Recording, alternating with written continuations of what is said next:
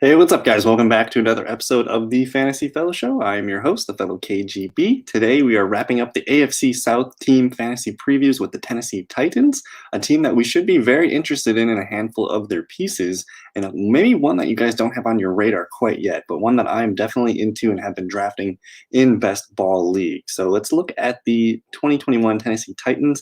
Mike Vrabel is entrenched as the head coach still.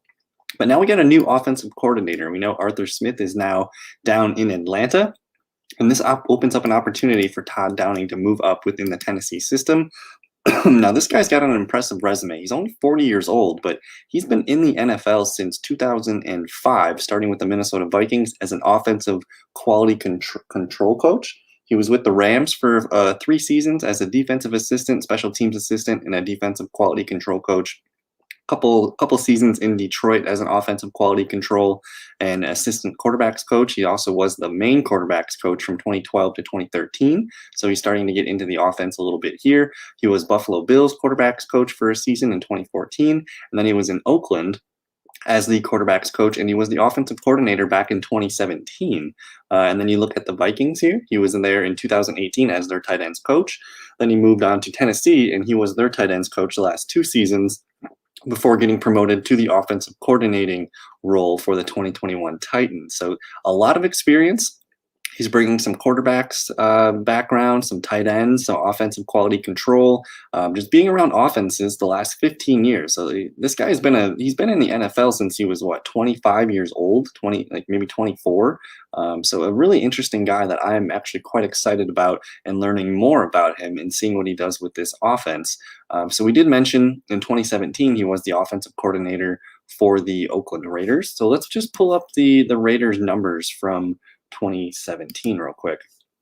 So here you go. Jack Del Rio was the coach at the time.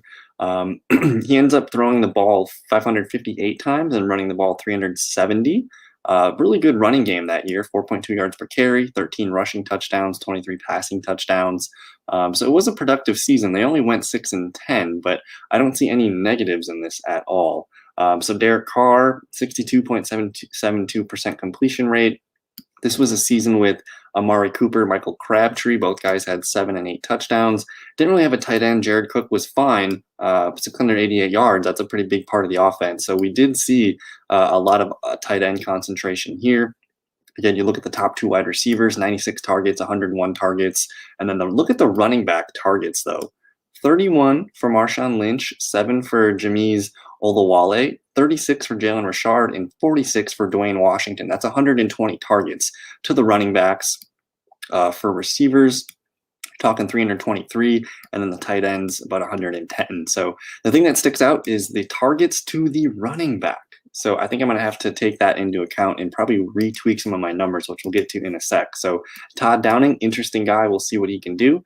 Before we get to the depth chart, let's just see who they added and who they lost in free agency. So notable additions: linebacker Bud Dupree, defensive end Danico Autry, cornerback Janoris Jenkins, offensive tackle Kendall Lamb, corner Kevin Johnson, and wide receiver Josh Reynolds. So a pretty nice list there. Look at the defense: linebacker, defensive end, corner, another corner. So the defense should be much improved. And then adding an offensive tackle and Josh Reynolds is a pretty nice boost for the offense. Now, the notable departures list is kind of big. You lose Corey Davis, you're going to lose Jonnu Smith, Jadeveon Clowney, Adoree Jackson, Daquan Jones, and Malcolm Butler. Some really big pieces, especially on offense. Losing Corey Davis and Jonnu Smith, who both had career seasons last year, that's going to leave some big holes there to fill. Clowney didn't have the best season last year, so I don't know how much they lose with that. Adoree Jackson and Malcolm Butler, though, those are 2 veteran corners that were nice, but they plug in Janoris Jenkins and Kevin Johnson, so it's maybe a balanced out kind of a push move there. So a lot of moving pieces, but it looks like I think they're going to be okay on defense this year. So the draft class, adding another cornerback, their first pick, Caleb Farley out of Virginia Tech. I know a lot of people are excited about him. He was the 3rd cornerback taken off the board. In the 2nd round, they get Dylan Raduns out of North Dakota State. Really good offensive tackle there. Linebacker in the 3rd round, Monty Rice out of Georgia. Another corner, Elijah Molden, Washington, in the 3rd round. 4th round, we get a wide receiver, Des Fitzpatrick out of Louisville, who is very exciting, interesting. He's probably going to be their number 3 wide receiver right away. So we'll talk about him in a sec. 4th round, defensive end Rashad Weaver out of Pittsburgh, another wide receiver, Racey McMath out of LSU. He's a speedster, kind of a vertical threat there that can help take the top off of defense. And then they end up with a safety, Brady Breeze out of Oregon to wrap up the draft. So I like the heavy focus on the corners, man. They're clearly trying to build that cornerback room. Ray Duns is going to be a starter for them. We'll see what Monty Rice can do. I like Elijah Molden as well. But Des Fitzpatrick might be the best value of their draft. So let's look at this depth chart. We got Ryan Tannehill atop the quarterback room. They didn't add anybody really. Logan Woodside, number 2, Deshaun Kaiser. I think they did add him. But it's all about Ryan Tannehill, who I believe last season, like, tremendous numbers, especially with the rushing added there to it. So he was quarterback 9 last season. Let me actually filter that to ESPN. I know that's 4-point passing touchdowns. So quarterback 8 last year. So that's probably going to be his ceiling. Again, losing guys like Jonnu Smith and Corey Davis makes me a little bit nervous. So I think I'm going to probably end up with Ryan Tannehill in this 12, 13, 14 range for my rankings. Just losing those guys does hurt, but he's also got a beast to throw the ball to in A.J. Brown. So I'm a big fan of Tannehill. He looks best as your quarterback 2 in Superflex leagues, though. But we all know this team's about Derrick Henry. Derrick Henry is worth the 1st overall pick, 2nd, 3rd, 4th, wherever you can get him. Commit to drafting and building around him as your 1st overall pick. If he falls to 5, 6, 7, 8, that's great. Continue to draft Derrick Henry. Now they got Jeremy McNichols, Kerry Blossingame, Darrington Evans again, and then they added Brian Hill.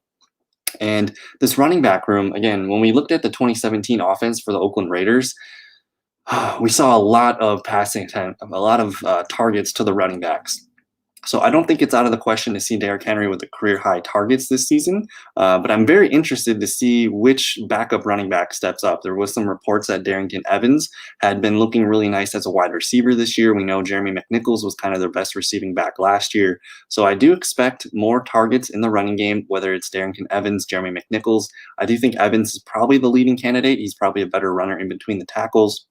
And it's all going to come down to pass protection. So we'll watch out for that. But, man, this just means we know Derrick Henry's going to get the ball a ton, a lot of touchdowns. But if he can kind of start getting some more catches in the passing game, that might make him, again, like the de facto number 1 running back, which it wouldn't surprise me if you take him 1-on-1, I have no problem with taking Derrick Henry there. So a lot of fun drafting Derrick Henry. They added 2 UDFA fullbacks here, Torrey Carter and Briley Moore. But let's look at these wide receivers. Losing Corey Davis hurts. They also lost Adam Humphries. He hasn't really helped them out the last couple seasons, but you plug in Josh Reynolds, who was a quality, wide receiver for the Los Angeles Rams the last few seasons, and now you pair him with A.J. Brown. Like he's going to be the starting receiver opposite A.J. Brown. And I think A.J. Brown, guys, is probably going to be my favorite receiver to draft this season. You think about the targets going away for Jonnu Smith and from Corey Davis, this is just going to open things up. And the way it was last season, where did A.J. Brown finish last year? I don't want to look at week 4. I want to look at the whole season. Let me see here. Why is it doing it week 4? There we go. Go to receiver. So we'll go to PPR here. So last season, A.J. Brown, he was wide receiver 14. He only played in 14 games, though. And when he did play, he averaged 17.4 points per game. That would have been good for wide receiver 7 on the year. So if you're sitting early in that 2nd round and you already got a running back, you're good to go. Take A.J. Brown. This is a top 15 pick this year, I think. And it wouldn't surprise, like if I'm sitting there at the 12th overall pick and I have 12 and 13, I might take a flyer on A.J. Brown because I think he's a top 5 wide receiver this season. Again, you give him 16 full games. The way it was, he caught 11 touchdowns in 14 games. We basically can guarantee targets, receptions, yards are all going up. We'll see if the touchdowns stick the same. But again, losing Corey Davis and Jonnu Smith, 2 massive pieces of that offense, it's A.J. Brown's in for a career season this year, guys. And I just think anywhere in the 2nd round, he's worth a shot at it because we just know he's going to step into a bigger role. And he was dinged up last year. He had the surgery right after the season ended on that ankle. So he's going to be souped up and ready to take off this year. But Josh Reynolds, guys, don't sleep on Josh Reynolds. He's been probably one of my favorite best ball wide receivers to draft. He's stepping into a healthy amount of targets that Corey Davis leaves behind. So I'm not really expecting much, but he's not going to be like a wide receiver 3 for us this year. But he might be a guy that's worth putting on your bench and seeing how it goes. But best ball for sure, I'm interested. And then I don't have a starting wide receiver 3 listed. They did use Nick Westbrook-Ekine last year quite a bit. Rashard Davis, Cameron Batson was on the field a lot last year, Mason Kinsey.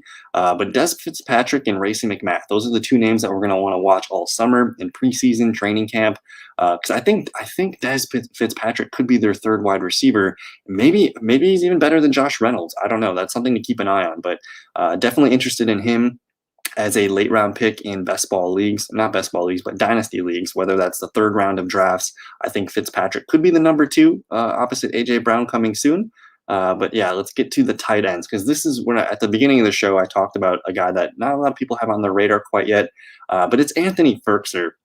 Jonnu Smith gone. Anthony Firkser steps into the starting role here. And if you just look at what happened last year, Ryan Tannehill, to tight ends. He had 4 tight ends catch passes last year. He threw 138 targets to the tight ends last season. And then the year before that, he only threw 108. So you're looking at a floor of 108 targets, upwards of 140 targets for the tight end room as a whole. But Jonnu last year, he had 65 targets himself. Anthony Firkser already had 53 targets last year, guys. 39 catches, 387 yards, and 1 touchdown. So that's his floor. Like, assuming he's healthy, for the full season, he's stepping into probably 80 plus targets this year. Like, if you just take like maybe 20, 30 of those from Jonnu and put those in Firkser and then distribute the rest maybe to some of the other receivers or running backs or whatever have you, we're looking at a career season for Anthony Firkser, who, again, last year he played pretty well. The year before that, he also had 14 catches, 24 targets, 204 yards, and a touchdown. So he's been in this system for 3 years now. This is his 4th season. And again, just Todd Downing, tight ends background, offensive coordinating background. We saw what he did with Jared Cook the 1 year in Oakland. I have a big season for Anthony Firkser coming. 63 receptions, 84 targets, 655 yards, and 6 touchdowns. So he's a really good blocking tight end. He's going to stay on the field a lot. And just the first report that I saw on Anthony Firkser this summer, if we just type his name and go to news. Let's see. I mean, these are some of the headlines you're seeing. He's tabbed as Tennessee's best kept secret. He gets some respect, cracks PFF's tight end rankings. I did see something where he was just catching a ton of passes the other day in OTAs. So don't sleep on Anthony Firkser. Don't miss out. If you like waiting for tight ends like I do, Firkser should be a part of your plan. I think he's going to be a top 10 tight end this year, guys. Tannehill clearly likes the tight end position. So we're looking at Tannehill as a super flex quarterback 2. Derrick Henry is potentially the best running back in fantasy football this year.